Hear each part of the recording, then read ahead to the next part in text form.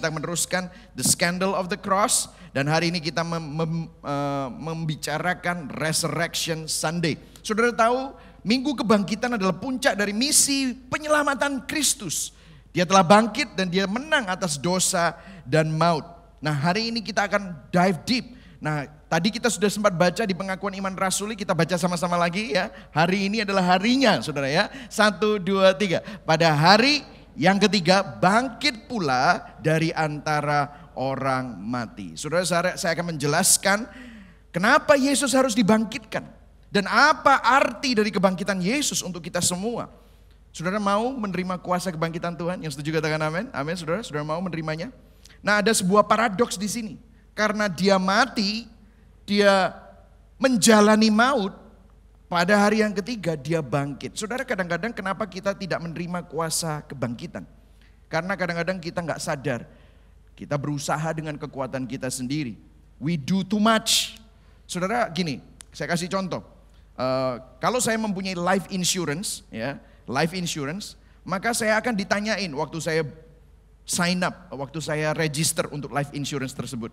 Dia waktu saya mulai menulis semua formulir-formulirnya dan mulai berapa biayanya dan yang lain-lain. Nah, waktu ditanyain, biasanya di akhir dari formulir selalu ditanyain apa? Siapakah beneficiary dari life insurance ini? Tahu ya saudara beneficiary? Siapa yang ditanggungkan? Ditanggungkan kepada siapa? Saya kan yang ditanggungkan, dan kemudian kalau saya meninggal, maka uang life insurance ini diberikan kepada siapa? Of course saya akan tulis istri saya. Kemudian ada yang kedua, siapa? Anak-anak saya tulis. Iya kan saudara ya?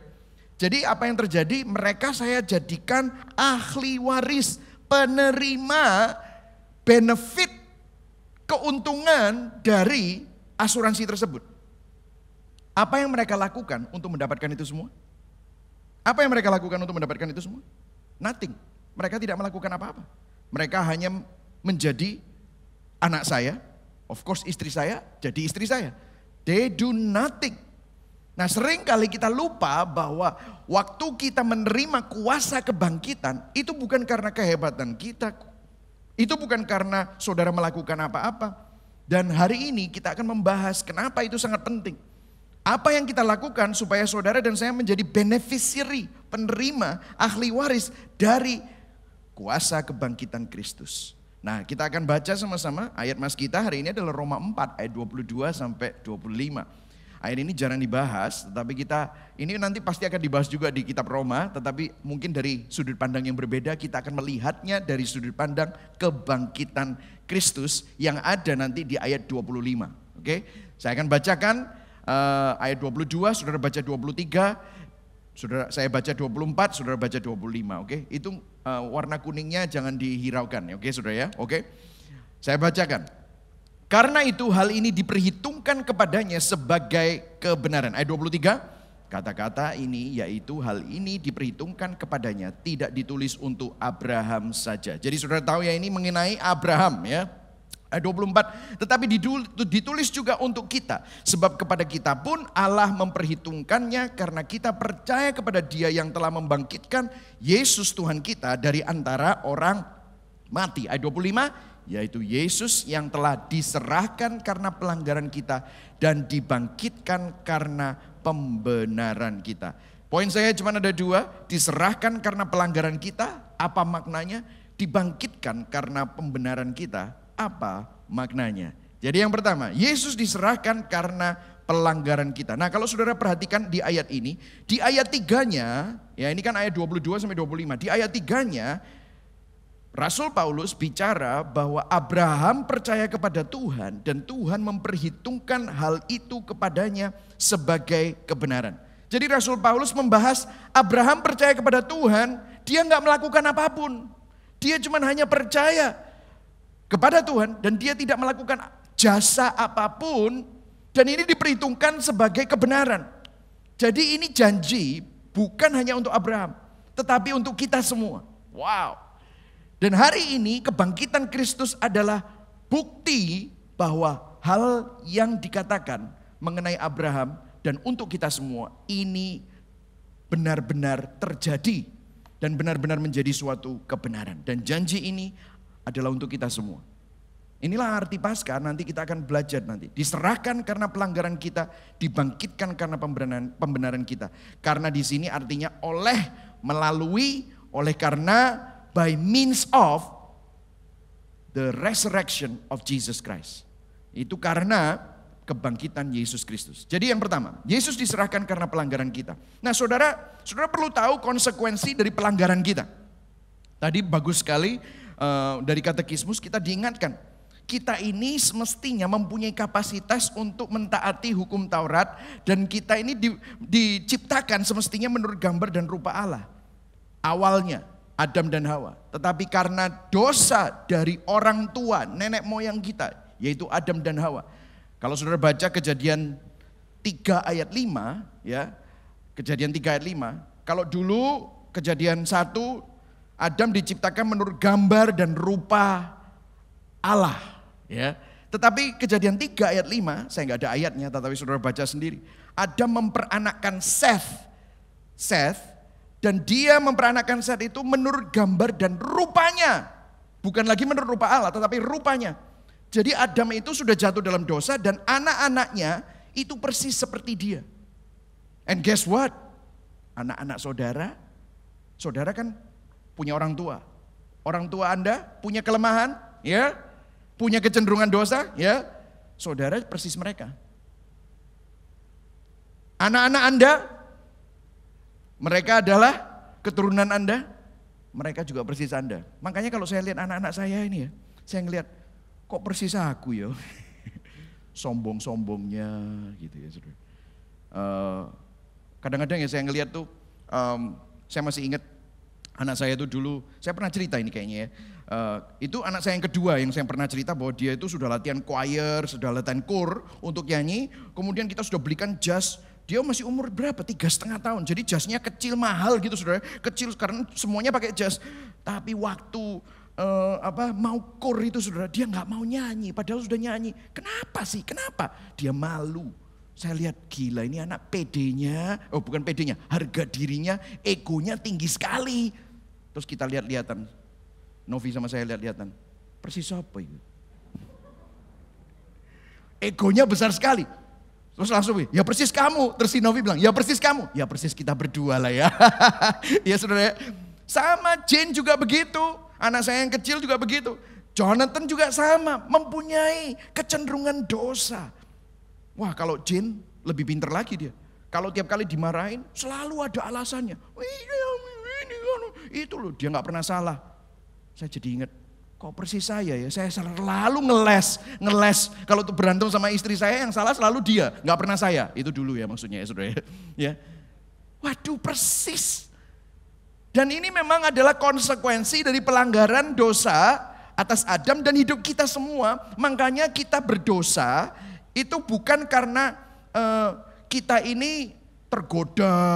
Ada yang suka gini kan, menyalahkan gini. Iya sih karena pergaulannya buruk. Loh benar pergaulannya buruk. Tetapi sebenarnya ada bibit pendosa. Kita semua ini berdosa karena kita ini pendosa identitasnya. Nah konsekuensi dosa adalah kutuk dan maut. Nah puji Tuhan, Yesus diserahkan. Ayo baca sama-sama satu lagi, sekali lagi 1, 2, 3. Yesus diserahkan karena apa? Pelanggaran kita. Ini luar biasa sekali. Galatia 3 ayat 13 dikatakan apa? Itu berarti bahwa kita semua terkutuk karena setiap kita, apa saudara, kita baca sama-sama yang ada di dalam tanda kutip 1, 2, 3. Gagal menaati semua perintah yang ada di dalam hukum Taurat. Tapi lihat, tetap I love it. Alkitab selalu bilang, but God, but Christ. But now in Christ. Ayo kita baca yang kuning. Tetapi Kristus sudah menebus kita semua dari kutukan itu. Pakai tanda seru.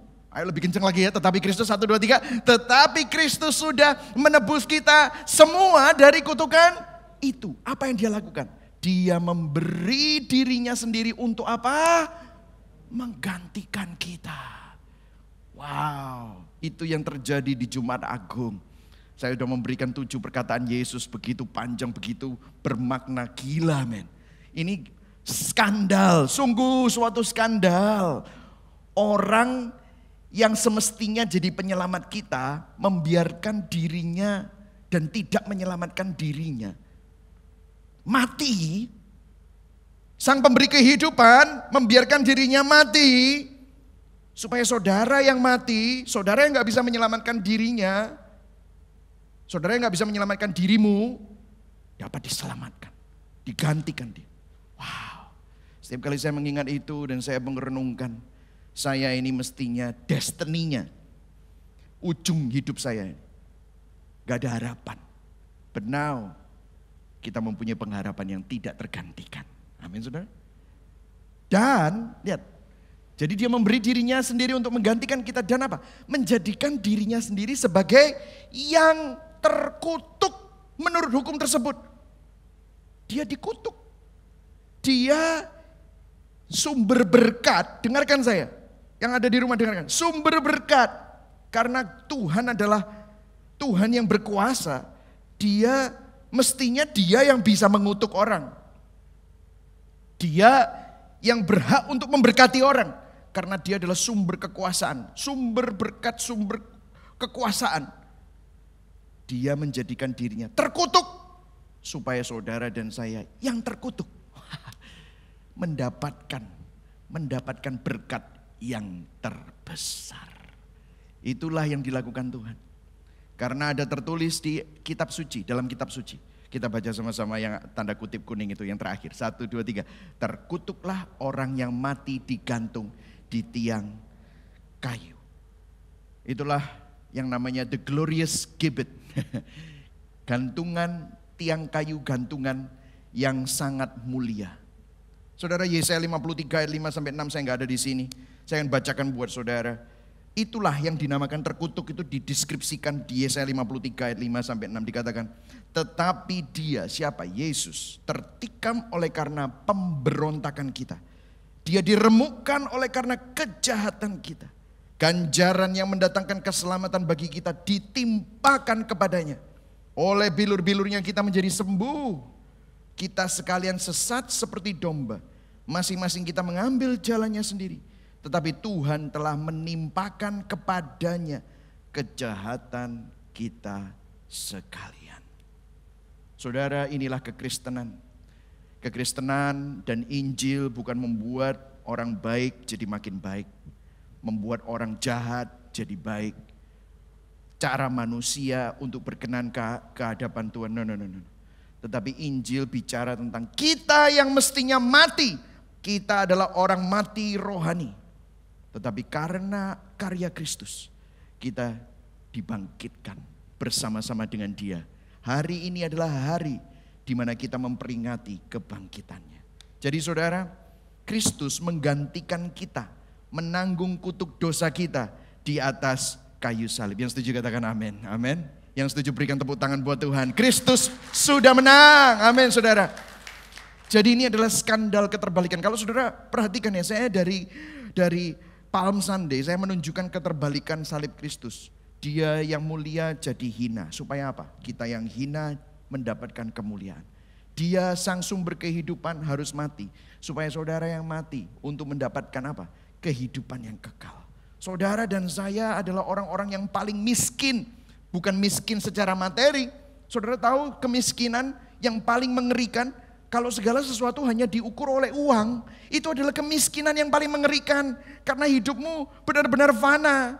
Kalau kita kelihatannya kaya, tetapi kita mengukur segala sesuatu dengan uang, hal yang fana, itu miskin sekali. Kamu miskin di hadapan Tuhan. Tetapi Tuhan yang paling kaya, Dia mempunyai seluruh isi bumi ini. Pencipta alam semesta, semuanya harus tunduk kepada Dia. Tetapi Dia menjadikan dirinya, mengosongkan dirinya dari semua kemuliaan dan kekayaannya itu. Menjadi sama dengan manusia. Mengambil rupa menjadi seorang hamba. Wow. Dia jadi miskin. Supaya kamu yang miskin rohani. Gak punya apa-apa yang bisa dibanggakan kepada Tuhan. Jadi kaya. Wow. Inilah prinsip keterbalikan. Saudara-saudara harus ingat. supaya saudara punya lensa yang berbeda pada saat Anda menghadapi kehidupan ini. Amin saudara. Jangan segala sesuatu diukur menurut ukuran dunia. Nah kalau saudara tahu, firman Tuhan berkata apa? Karena pelanggaran kita. Orang yang terkutuk, orang yang berdosa, itu apa? Roma 6 ayat 23. Ayo baca sama-sama. 1, 2, 3.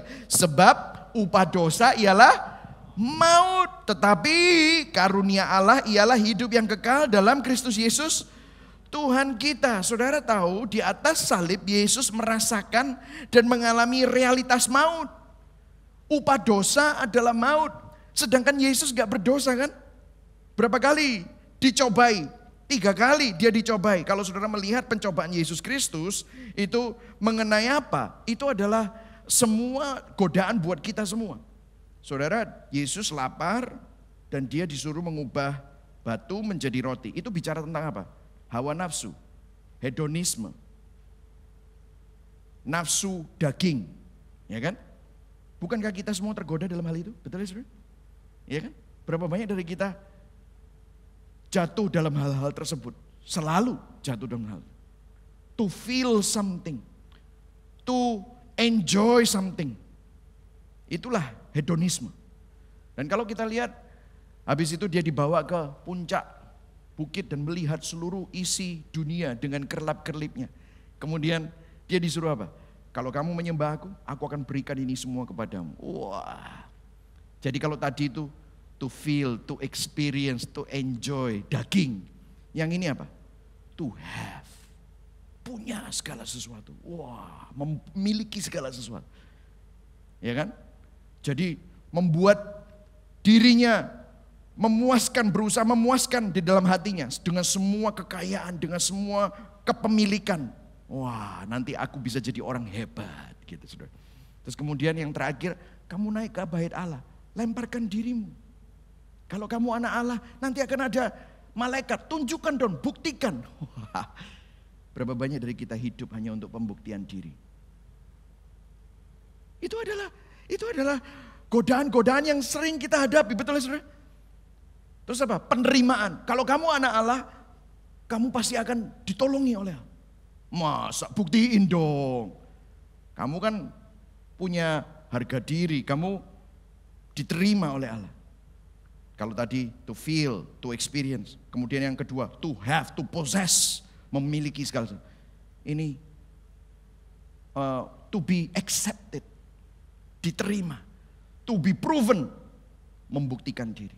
Saudara, itu semua, waktu kita hidup di dalam itu semua, itu upah dosa adalah maut. Kalau tidak berdosa, Yesus gak berdosa kan? Yesus menang atas itu semua. Apakah maut bisa menyentuh Yesus? Saya mau tanya sama saudara, Yesus kan gak berdosa. Apakah maut bisa menyentuh Yesus karena Yesus mengalahkan semua pencobaan-pencobaan itu? Dia mengalahkan hawa nafsu, dia mengalahkan pembuktian diri, dia gak usah buktikan apa-apa. Dia lawan semuanya dengan firman Tuhan. Dia secure dengan dirinya sendiri. Dia tahu dia mempunyai hubungan yang intim dengan Allah Bapa. Makanya waktu dibaptis, inilah anakku yang kukasihi, kepadanya aku berkenan.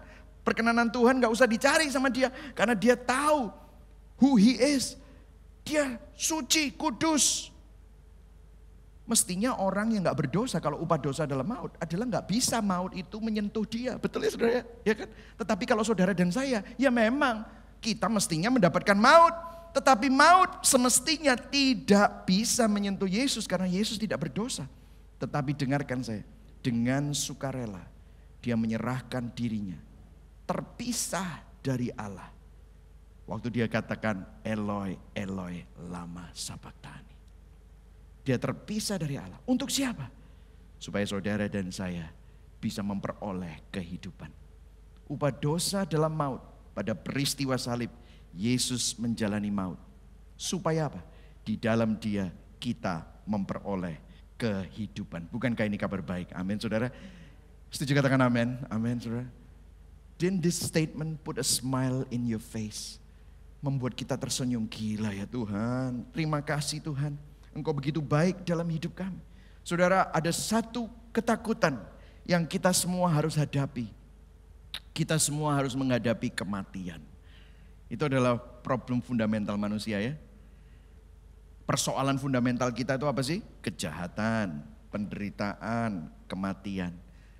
Kalau saudara nggak merasa bahwa itu adalah problem saudara, saya yakin saudara di rumah punya alarm system, saudara punya gembok, pagar saudara digembok nggak?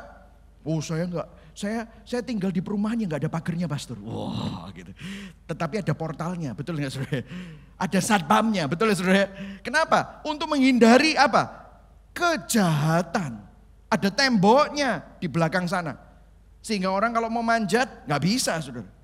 Ya bisa saja, tetapi semuanya dijaga. Kenapa? Karena kita ketakutan terhadap kejahatan.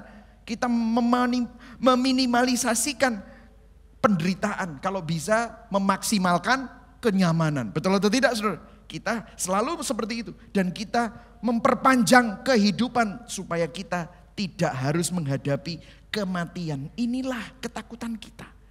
Tetapi puji Tuhan, Yesus mengalahkan maut. Karena pada hari yang ketiga dia bangkit. Dan kuasa kebangkitan itu bagi saudara dan saya yang ada di dalam Kristus, itu tinggal di dalam saudara dan saya. Jadi artinya apa? Kematian bukan lagi sesuatu yang harus ditakuti. Saudara, saudara makanya setiap kali saya ada di dalam kebaktian penghiburan, meskipun itu memang sangat berduka.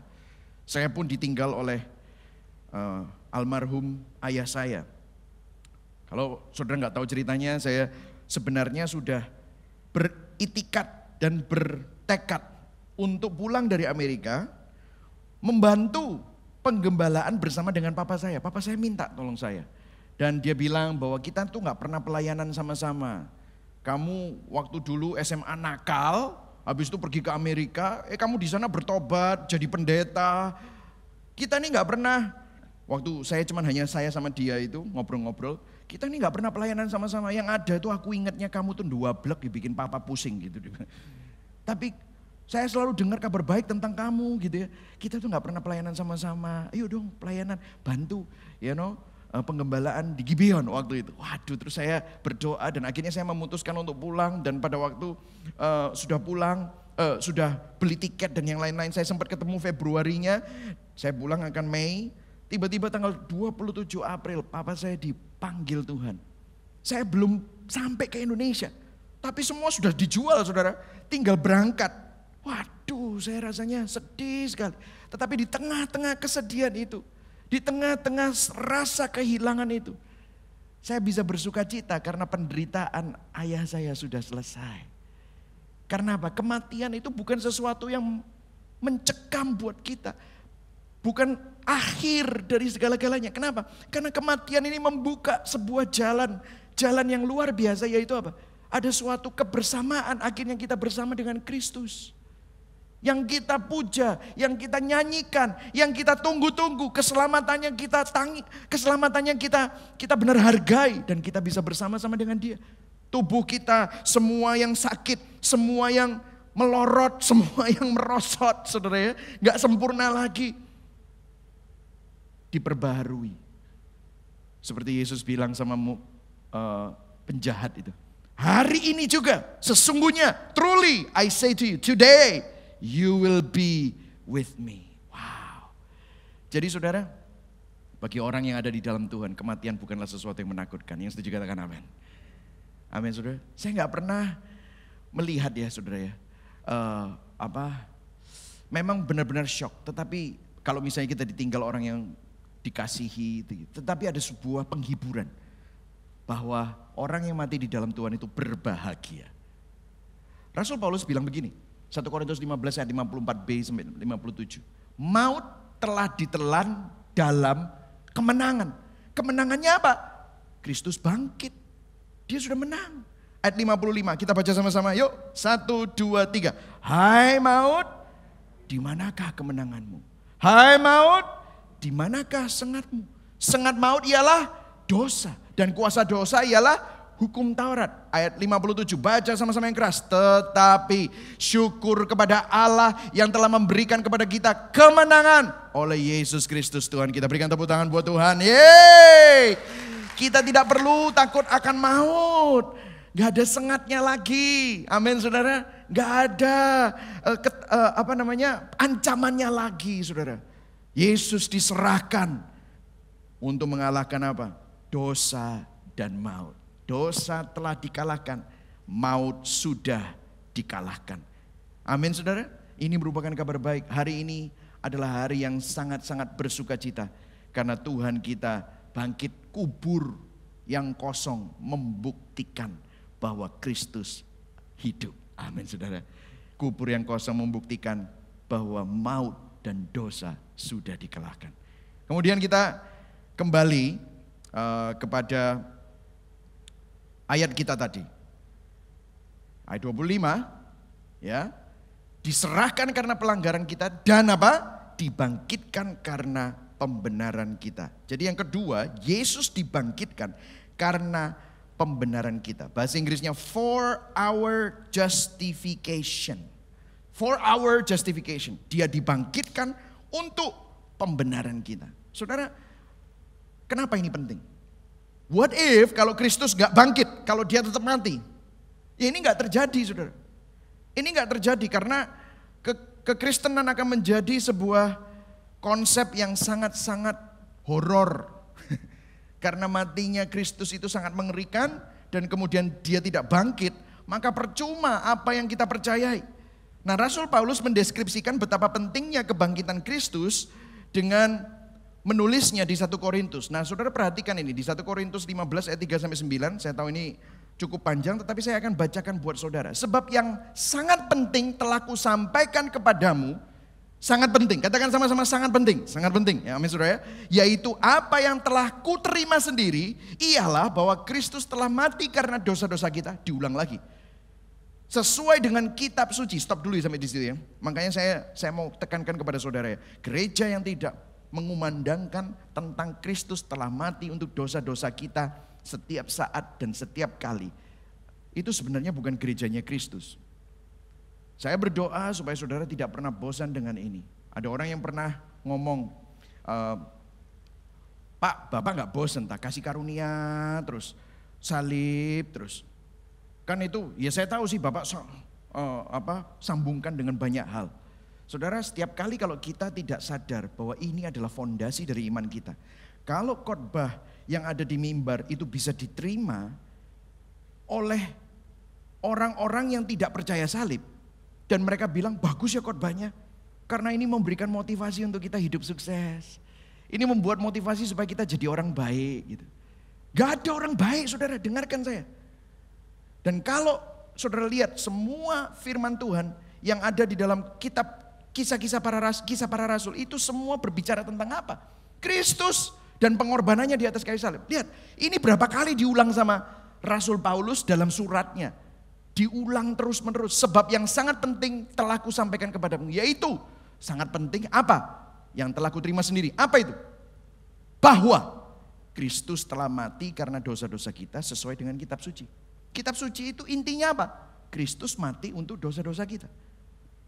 Ayat 4-nya lihat. Bahwa ia telah dikuburkan. Dan bahwa ia telah dibangkitkan pada hari yang ketiga sesuai dengan kitab suci. Jadi Rasul Paulus ngomong, kalau kamu pengen tahu ya isinya kitab suci, ya ini intinya. Kalau kamu khotbah yang lain tentang ini, di luar ini, kamu sudah kehilangan intinya. Amin saudara. Itulah sebabnya we believe gospel centered church. Kita semua perlu dan butuh Injil. Ayat yang kelima, bahwa ia telah menampakkan diri. Nah, menampakkan diri. Kenapa dia harus menampakkan diri? Karena ini merupakan tanda kebangkitannya. Kepada siapa? Kefas. Kefas itu siapa? Petrus. Dan kemudian kepada ke-12 muridnya. Sesudah itu ia menampakkan diri kepada lebih dari berapa saudara? 500 saudara sekaligus. Kebanyakan dari mereka masih hidup sampai sekarang, tetapi beberapa diantaranya telah meninggal. Saya punya listnya itu. Waktu Rasul Paulus menulis ini, berapa banyak yang sudah mati karena mati martir. Banyak sudah. Selanjutnya ia menampakkan diri kepada Yakobus. Yakobus itu saudaranya Yesus yang bukan termasuk dari rasul-rasul, ke-12 rasul. Kenapa kok Yesus perlu menampakkan kepada Yakobus? Karena Yakobus ini saudara kandungnya Yesus. Saudara tahu siapa yang paling susah untuk menerima kalau saudaramu itu Mesias, aku Mesias, penyelamat, sing genah kon, gitu misalnya. Ya kan saudara? Wong kon biar ngompol aku rokok, ya gitu saudara. Kamu dulu kan nakal, misalnya kamu kan dulu itu meskipun kamu anak baik kan, Yesus baik kan ya, anak baik gitu ya, selalu taat kepada orang tua gitu ya. Tapi kan dia saudaranya gitu saudara, dia tahu dulu kecil gimana dan yang lain-lain. Makanya dia susah untuk percaya. Yesus harus menampakkan diri khusus kepada Yakobus. Saudara tahu, Yakobus pernah menganggap Yesus orang gila. Tetapi Yakobus, penulis kitab Yakobus, dia adalah bishop dari Yerusalem. Saudara, matinya itu dilemparkan dari bumbungan bait Allah. Mati martir. Kok bisa ya? Jadi Yakobus mendapatkan penampakan Yesus.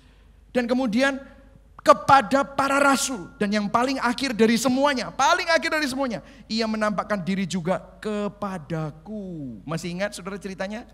Ya, Rasul Paulus naik kuda membawa license to kill Christians, ya. License to kill. Dia punya surat untuk membunuh orang Kristen, menangkap orang Kristen.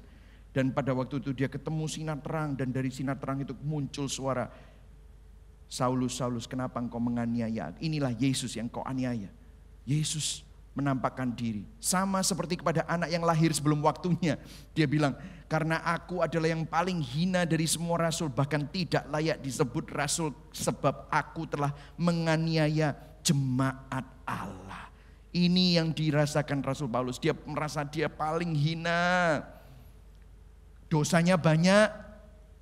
Tetapi kenapa kebangkitan Kristus memberikan dia sebuah pengharapan yang luar biasa? Karena ini, ayat 17-nya, ayo baca sama-sama. Ayat 17, jadi kan ini kan 1 Korintus 15 ayat 3-9, ayat 17-nya dia bilang begini. Ini suatu yang boom banget, lihat ya ayat 17-nya. Kita baca sama-sama, 1, 2, 3. Jika Kristus tidak dibangkitkan, maka sia-sialah kepercayaan kamu dan kamu masih hidup dalam dosamu. Percuma kita percaya kebangkitan Yesus itu adalah seperti nota ilahi. Tahu saudara nota ilahi? Divine proof, divine receipt, stroke pembayaran. Saudara dan saya yang berdosa, kita sudah dibebaskan dari hutang dosa. Kita sudah bebas hutangnya, bukti bahwa kita sudah dibenarkan. Kebangkitan Kristus menjadi dasar bukti ilahi. Saudara, kalau misalnya saudara baru beli sesuatu di toko dan barang itu belum datang dan saudara kasih pembayaran, apa yang terjadi? Apa yang terjadi oleh toko itu? Saudara dikasih apa? Saudara dikasih apa? Nota pembayaran ditok apa? Lunas, betul nggak saudara? Saudara bisa bawa pulang itu dan saudara. Terus orangnya bilang apa? Jangan hilang ya. Of course dia punya di sistemnya ya gitu. Tapi jangan hilang. Itu adalah bukti yang nanti akan ditukarkan dengan yang sesungguhnya nanti.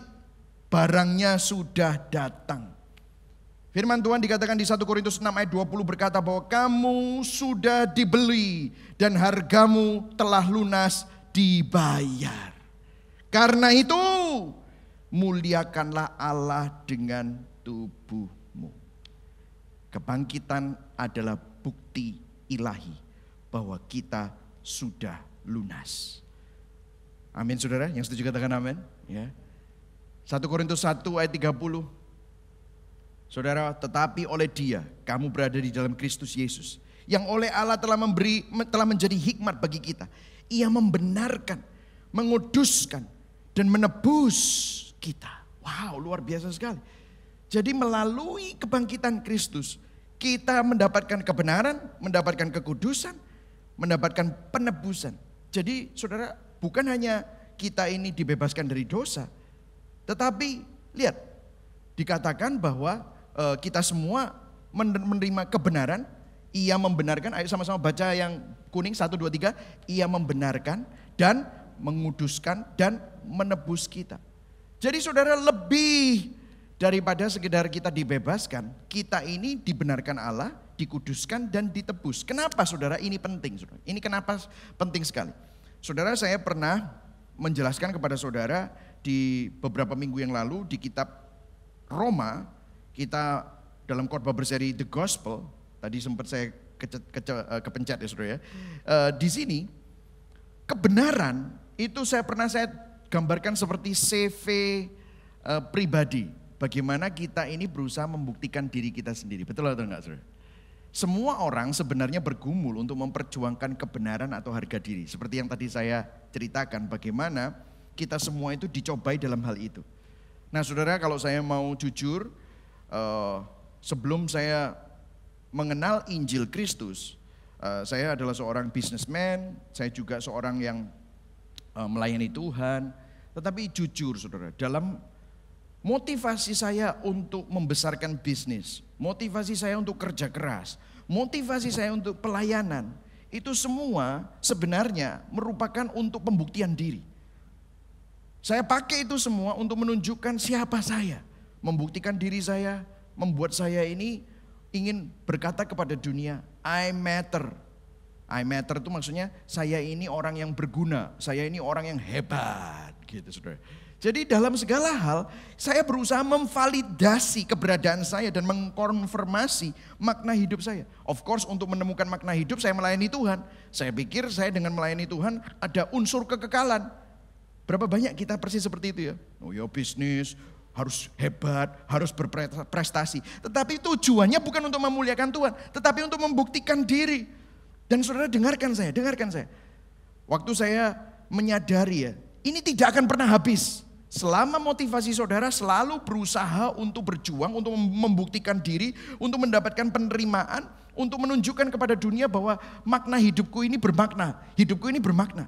Saudara dengarkan saya, kalau uang adalah yang engkau pikir memberikan makna hidup dan menjadi pembuktian diri, uang itu sampai saudara dapat banyak, saudara akan tidak pernah merasa puas karena itu selalu kurang banyak. Betul atau enggak? Kurang banyak. Makanya Rockefeller bilang, apa sih yang membuat kamu happy sebelum mati? $1 more. Goblok banget kan saudara. Ini orang paling kaya, udah punya banyak uang. Dia bilang, mau lebih lagi. Dengarkan saya, kalau kecantikan atau kegantengan atau kesehatan kita, fisik kita yang menjadi sumber pembuktian diri untuk menunjukkan makna hidupmu dan saudara menunjukkan bahwa ini yang aku banggakan, maka saudara tidak akan pernah kurus cukup. Kau tidak akan pernah muscle-nya cukup. Saudara akan terus berusaha. Saudara tidak akan pernah cantiknya cukup. Mau disuntik berapa kali, ditambahin apa aja, mau dioperasi plastik berapa kali, mau dipermak, tidak akan pernah cukup. Halo? Karena saudara lihat bahwa ini semua adalah kefanaan.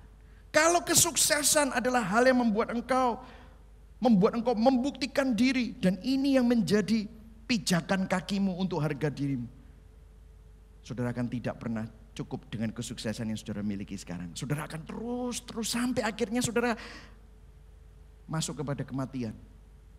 Saudara nggak pernah cukup. Apalagi saya tulis ini banyak.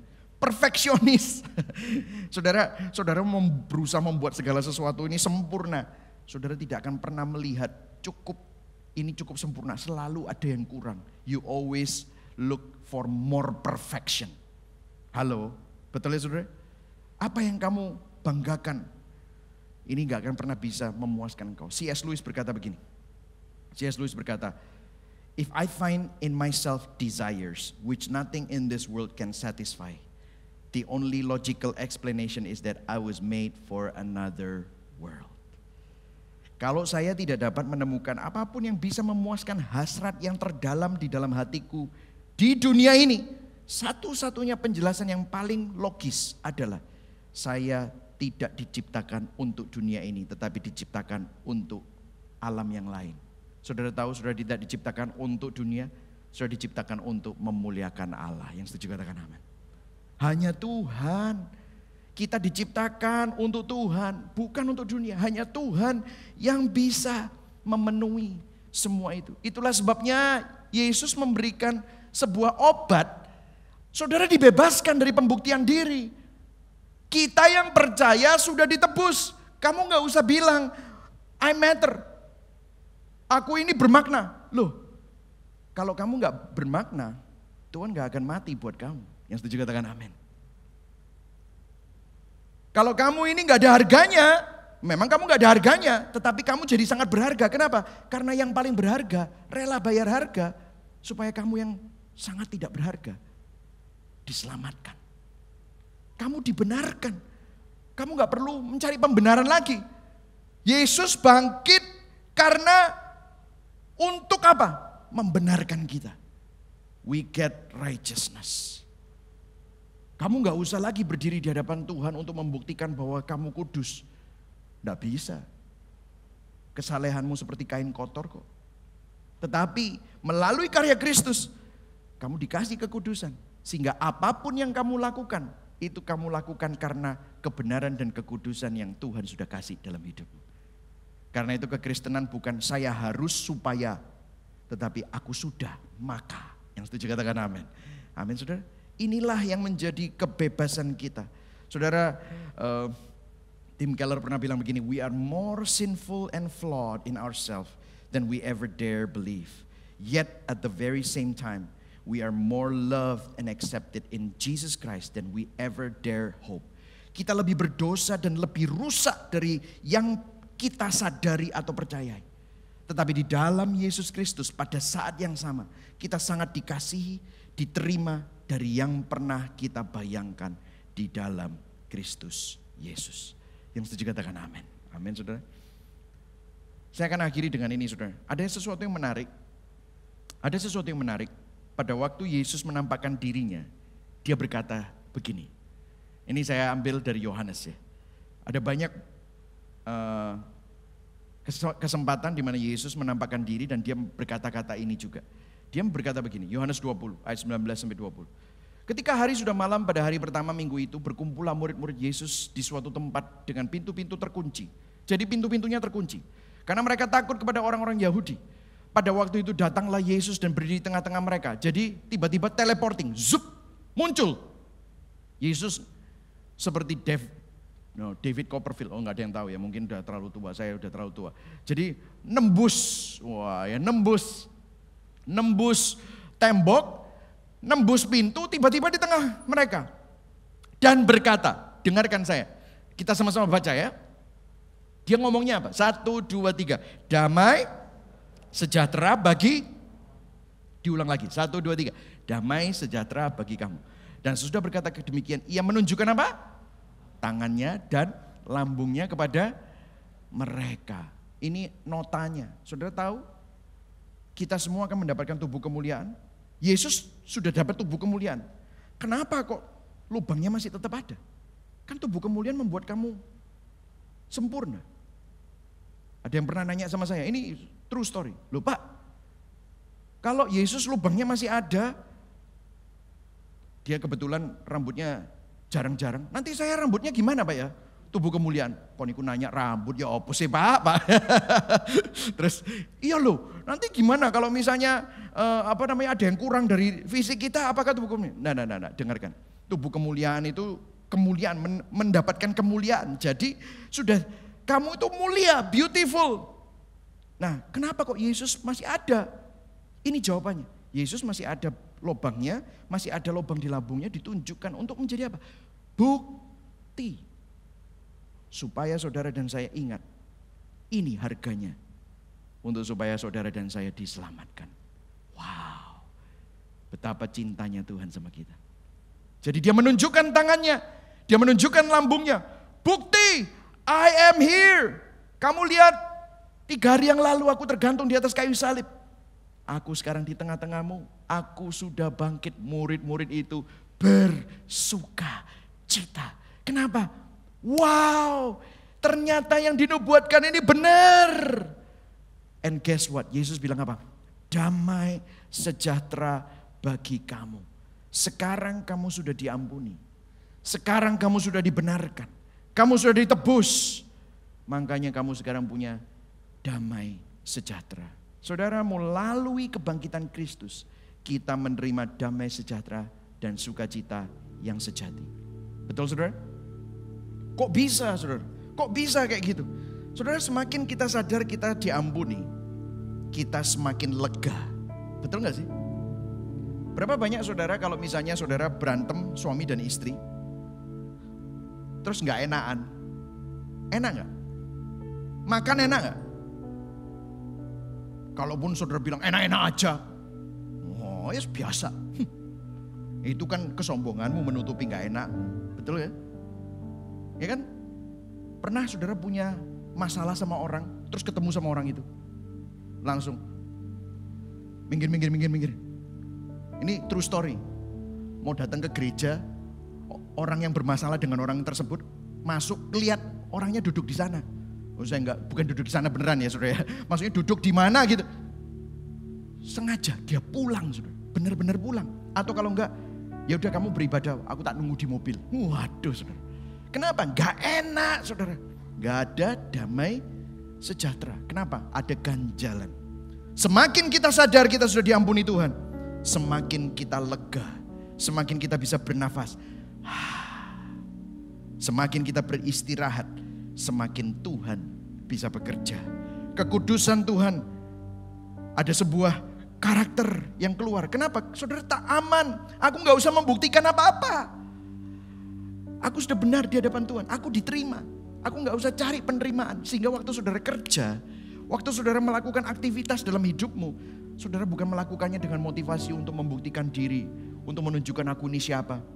Gak usah. Karena kamu sudah diterima oleh Tuhan.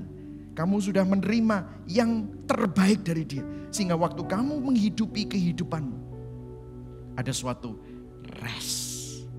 I don't have to strive so much untuk membuktikan apapun kepada orang lain. Loh pastor, tapi nanti kamu gak kerja keras. No.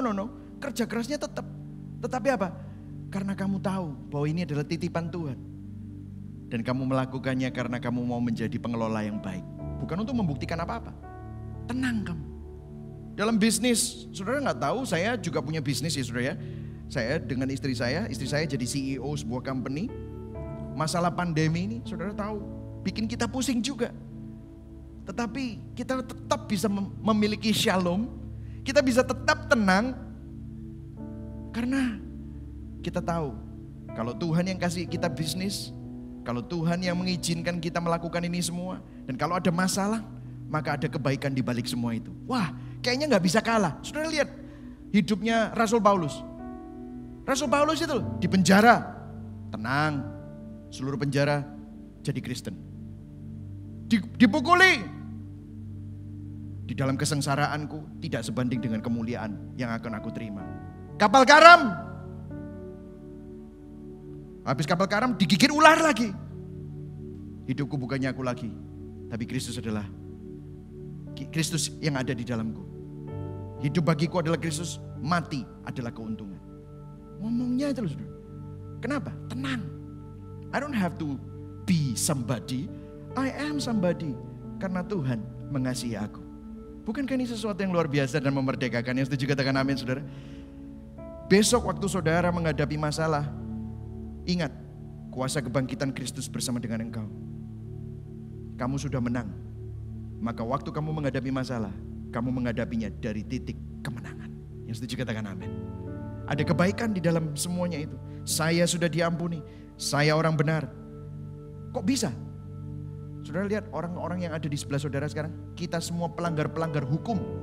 Tetapi dibenarkan Tuhan. Bukan karena bisa benar, bisa baik. Tetapi karena karya Kristus.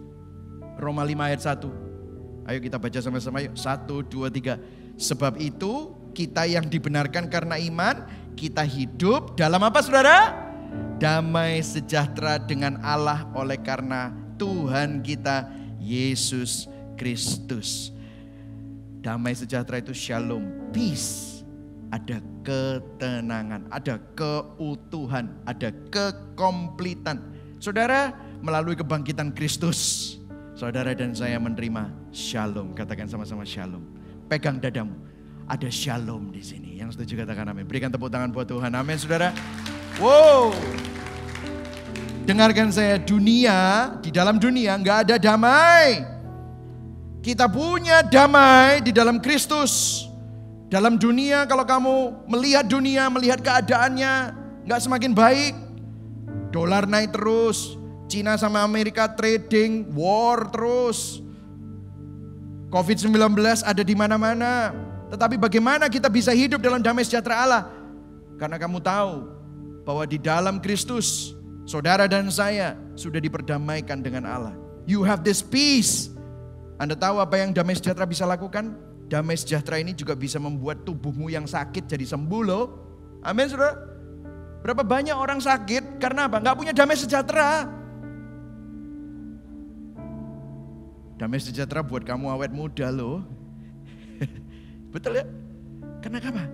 Kamu gak mengkerut terus. Kamu bisa senyum. Bahkan di tengah-tengah masalah, kamu masih bisa tersenyum. Tuhan itu baik ya. Kita bisa mensyukuri hal-hal yang kita tidak bisa syukuri. Amin saudara. Ada begitu banyak kesaksian di mana semakin kita sadar Kristus itu ada di dalam hidup kita, semakin kita bisa tenang.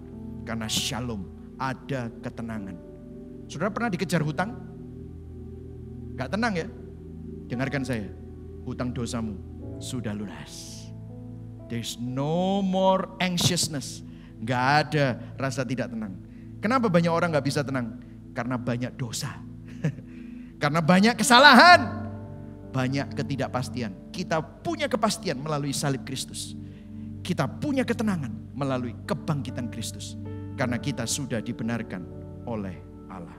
Roma 8 ayat 10 sampai ke 11. Yang terakhir saudara.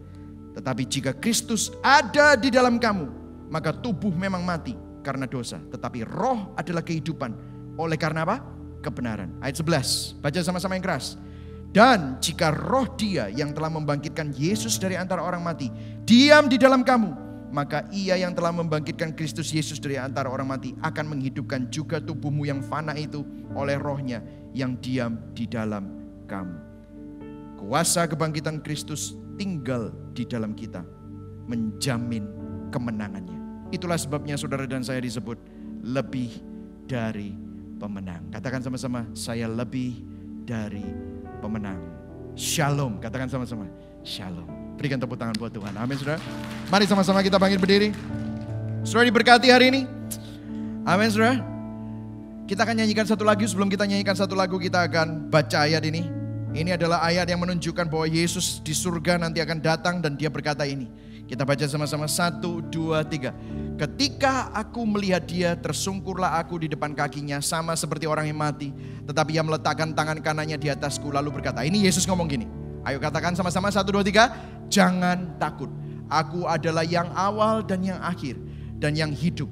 Aku telah mati namun lihatlah aku hidup sampai selama-lamanya. Aku memegang segala kunci maut dan kerajaan maut. Ini akhir dari buku.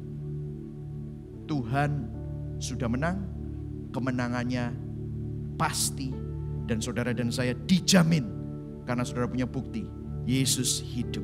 Yang setuju katakan amin. Mari sama-sama kita nyanyikan Yet Not I But Christ in Us.